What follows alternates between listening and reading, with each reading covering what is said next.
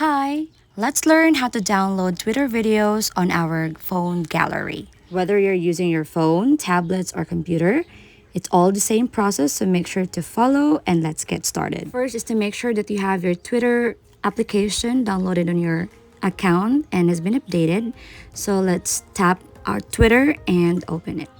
Now from your Twitter account, you'll be able to see here any random videos. So let's try to tap any random videos that we'll see here. For example, this one. So let's tap on the share button. And then all you have to do is to tap copy link. And then since you have copied the link, now you can go to any browser. So I'm going to use Chrome. And then all you have to do is to search for Twitter video downloader. So just type it in the box.